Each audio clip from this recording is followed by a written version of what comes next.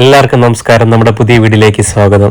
ഇന്ന് നമ്മൾ പോകുന്നത് കോട്ടയത്ത് തന്നെ ഈ അടുത്ത കാലത്ത് പ്രസിദ്ധമായ കടപുഴ വെള്ളച്ചാട്ടം കാണാൻ വേണ്ടിയിട്ടാണ്. ഞാൻ ഒറ്റയ്ക്കല്ല, കൂടെ കൂട്ടുകാരൻ അഭിമന്യുണ്ട്. ഞങ്ങൾ പോയത് ചങ്ങനാശ്ശേരി, കറുകച്ചാൽ, പൈക, ഈരാറ്റോട്ട വഴി മൂന്നിലെന്ന് തൊട്ടടുത്തായിട്ടാണ് കടപുഴ വെള്ളച്ചാട്ടം. ചങ്ങനാശ്ശേരിയിൽ നിന്ന് ഏകദേശം 67 കിലോമീറ്ററോളമാണ് കടപുഴ വെള്ളച്ചാട്ടത്തിലേക്കുള്ള ദൂരം. രാവിലെ 11 മണിയോടുകൂടിയാണ് ഞങ്ങൾ ഇറങ്ങിയത്. ഏകദേശം ഒരു 1.25 മണിക്കൂറിൻ്റെ യാത്രയുണ്ട് കടപുഴയിലേക്ക്. പോകുന്ന വഴി കുറച്ച് പൊട്ടിപ്പൊളിഞ്ഞ് കിടപ്പുണ്ട്, എന്നാലും കാഴ്ചകൾ മനോഹരമാണ്.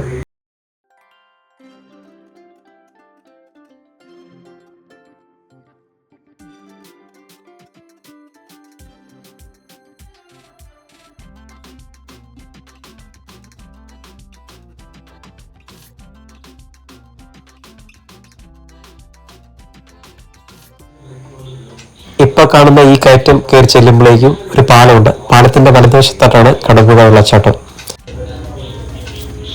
വെള്ളച്ചാട്ടം കുറച്ച് ഉള്ളിലേക്ക് നടക്കാനുണ്ട്. നമ്മൾ ആ വഴി വന്നപ്പോഴേക്കും അവിടെ കുറച്ച് ആളുകൾ കുളിക്കുന്നുണ്ട്. നമ്മളവിടെ വണ്ടി പാർക്ക് ചെയ്തു. ആ പാലത്തെ കൂടെ ആ വെള്ളച്ചാട്ടം ഒഴുകി വരുന്നത് കുറെ നേരം നോക്കി നിന്നു. എന്നിട്ട് ഈ വഴി പയ്യെ നടക്കണം. ഇവിടെ ഇപ്പോൾ ഒരു മുന്നറിയിപ്പ് ബോർഡൊക്കെ സ്ഥാപിച്ചിട്ടുണ്ട്. കാലവർഷത്തിലും കനത്ത മഴയിലും ശക്തമായ നിലവിലുള്ള വെള്ളത്തിൽ ഇറങ്ങുന്ന കർശനമായി നിരോധിച്ചിരിക്കുന്നു. പക്ഷെ ഇപ്പോഴും അവിടെ ആളുകൾ കുളിച്ചുകൊണ്ടിരിക്കുകയാണ്. വെള്ളച്ചാട്ടത്തിന്റെ സൈഡിൽ കൂടെ ഈ വഴി കയറണം, കുറച്ച് നടക്കാനുണ്ട്, ചെറിയ കഷ്ടപ്പാടാണ്. കയറി ചെന്ന് നമുക്ക് വെള്ളച്ചാട്ടത്തിലേക്ക് എത്താവുന്നതാണ്. മഴക്കാലമായതിനാൽ പാറയിലൊക്കെ നല്ല വഴുക്കളുണ്ട്, തെന്നിക്കിടക്കുണ്ട്. സൂക്ഷിച്ച് നടന്നില്ലെങ്കിൽ നമ്മൾ മഞ്ഞു വീഴാൻ സാധ്യതയുണ്ട്. അങ്ങനെ കുറച്ച് ഏകദേശം 500 മീറ്റർ, അത്ര അതിൽ കൂടുതലില്ല, നടന്ന് നമ്മൾ എപ്പോഴും കാണുന്ന ഫോട്ടോ കണ്ടിട്ടുള്ള കടപുഴ വെള്ളച്ചാട്ടത്തിലേക്ക് എത്തി. ഈ കാണുന്നതാണ് കോട്ടയത്തെ പ്രസിദ്ധമായ കടപുഴ വെള്ളച്ചാട്ടം. വെള്ളം ഒഴുകി ഒരു പൂള് പോലെ വന്ന് കാണും. ഇവിടെ നല്ല ആഴമാണ്. നീന്തൽ അറിയുന്നവർക്ക് മാത്രമാണ് ഇറങ്ങാൻ സാധിക്കുന്നത്. ഇപ്പോൾ മഴക്കാലം ആയതുകൊണ്ട് തന്നെ നല്ല ഒഴുക്കുണ്ട്, നല്ല ആഴവുമുണ്ട്. വെള്ളത്തിന് നല്ല തണുപ്പാണ്. ഇരക്കോട്ടയ്ക്ക് സമയമുള്ള കുറച്ച് പേര് അവിടെ കുളിക്കാൻ വന്നിട്ടുണ്ടായിരുന്നു. അവരോട്ട് പരിചയപ്പെട്ടു. അപ്പോൾ അതേ പിള്ളേർ നീലി കയറി താഴോട്ട് ചാട്ടം തുടങ്ങി. അവരെല്ലാം നീന്തൽ ഇറങ്ങിയവരാണ്, നാട്ടുകാരാണ്. അതുകൊണ്ട് വെള്ളത്തിൽ ഇറങ്ങിയില്ല. ഞാൻ ഇറങ്ങി ഒരു കുളി പാസ്സാക്കി. അപ്പം അതിന് തൊട്ടടുത്തായിട്ട് തന്നെ ഒരു കടയുണ്ട്.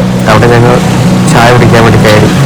അപ്പോഴേക്കും നല്ല മഴ പെയ്തു. പിന്നെ അവിടെ നിന്ന് തന്നെ ഒരു പ്ലാസ്റ്റിക്കിൻ്റെ 100 മഴക്കൂട്ടം മേടിച്ച് ഒരു ചായയും വാങ്ങി കുടിച്ച്. ചൂട് ചായയും വെള്ളച്ചാട്ടത്തിൻ്റെ ശബ്ദവും തണുത്ത കാലാവസ്ഥയും, ആഹാ സ്വർഗ്ഗം. ഇതാ കടയുടമയുടെ റബ്ബർ ഷീറ്റ് ഇടിക്കുന്ന ഷെഡാണ്. ചുറ്റുവട്ടത്തുള്ളതെല്ലാം പുള്ളിയുടെ സ്ഥലങ്ങളാണ്. കടപുഴയിൽ ഇതുവരെ ആരും കാണാത്ത മറ്റൊരു വെള്ളച്ചാട്ടമുണ്ട്. അതിലേക്ക് പോകണമെങ്കിൽ ആ കടയുടെ പുറകിൽ കൂടെ ഈ കപ്പത്തോട്ടത്തിൽ കൂടെയുള്ള വഴിയുടെ താഴോട്ട് ഇറങ്ങിയാൽ നമുക്ക് ആ പുതിയ വെള്ളച്ചാട്ടത്തിലേക്ക് എത്തിച്ചേരാൻ പറ്റുന്നത്. കടപുഴയേക്കാൾ മനോഹരമായ വെള്ളച്ചാട്ടത്തിലേക്കാണ് ഇപ്പോൾ നമ്മൾ പോകുന്നത്. ഈ വഴി താഴോട്ട് നല്ല തെന്നലുണ്ട്, പയ്യെ സൂക്ഷിച്ചിറങ്ങണം. ചെന്ന് കഴിഞ്ഞാൽ വളരെ മനോഹരമായ കടപുഴയിലെ മറ്റൊരു വെള്ളച്ചാട്ടം നമുക്ക് കാണാൻ സാധിക്കുന്നതാണ്. എല്ലാവരും ഫോട്ടോയിലും വീഡിയോയിലും കണ്ടിട്ടുള്ള കടപുഴയിലെ വെള്ളച്ചാട്ടത്തെക്കാൾ വീതിയിലും വിസ്താരത്തിലുമാണ് ഇവിടെ നമുക്ക് പുതിയ വെള്ളച്ചാട്ടം കാണാൻ സാധിക്കുന്നത്. ഇവിടെ വരുന്ന ഭൂരിപക്ഷം ആളുകൾക്കും ഇങ്ങനെ താഴെ വെള്ളച്ചാട്ടം ഉള്ളതായിട്ട് അറിവില്ല. നമ്മൾ സംസാരിച്ച് ചോദിച്ച് വർത്താനമൊക്കെ പറഞ്ഞ് കടകാലം പറഞ്ഞപ്പോൾ അറിഞ്ഞതാണ് ഇങ്ങനെ വെള്ളച്ചാട്ടം താഴെ ഉണ്ടെന്ന്. അങ്ങനെ കണ്ടുപിടിച്ച് വന്നപ്പോഴേക്കും കണ്ടതോ അതിമനോഹരമായ മറ്റൊരു വെള്ളച്ചാട്ടം. കണ്ണാടി പോലെയാണ് വെള്ളത്തിന്റെ തെളിമ.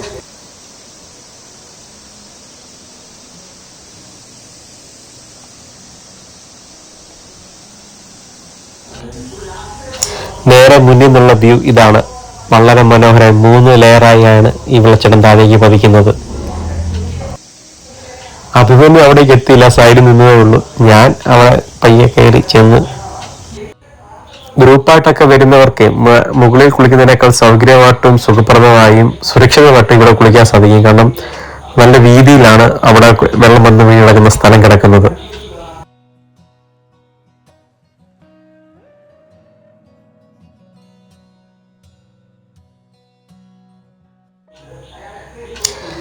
കടപുഴയിൽ നിന്ന് താഴേക്ക് ഇറങ്ങി വരുമ്പോൾ വലതുവശത്തായിട്ട് താഴേക്കൊരു വഴിയുണ്ട്.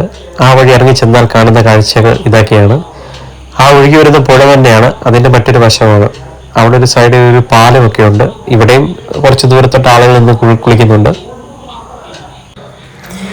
ഫാമിലിയൊക്കെയാണ് എത്തുന്നതെങ്കിൽ ഇറങ്ങി കുളിക്കാൻ സൗകര്യപ്രദമാണ്. കാരണം വലിയ അധികം ആഴമൊന്നുമില്ല. ആ തൊട്ട് സൈഡിൽ കൂടെ വഴി കടന്ന് ചെന്ന് നമ്മളൊരു പാലത്തിലേക്കാണ് എത്തുന്നത്. ഇവിടെ ആ പാലത്തിന് താഴെയിട്ട് രണ്ടാളുകൾ എന്തോ അളവൊക്കെ എടുക്കുന്നുണ്ട്. പാലം പൊളിച്ച് പണിയുള്ള പരിപാടിയാണെന്ന് തോന്നുന്നു. പാലത്തിൽ കയറി ചെല്ലുന്നതൊക്കെ ടൈൽസിട്ട് വൃത്തിയാക്കിയിട്ടുണ്ടെങ്കിലും കൈവരിയെല്ലാം തകർന്നു കിടക്കുകയാണ്.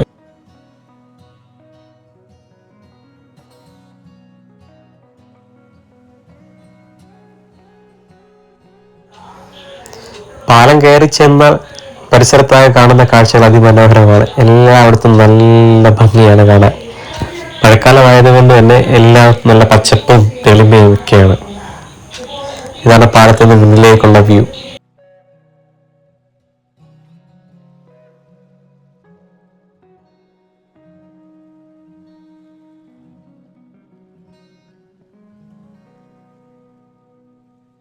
അങ്ങനെ ഇന്നത്തെ യാത്ര അവസാനിപ്പിച്ച് നമ്മൾ തിരികെ വീട്ടിലേക്ക് മടങ്ങുകയാണ്.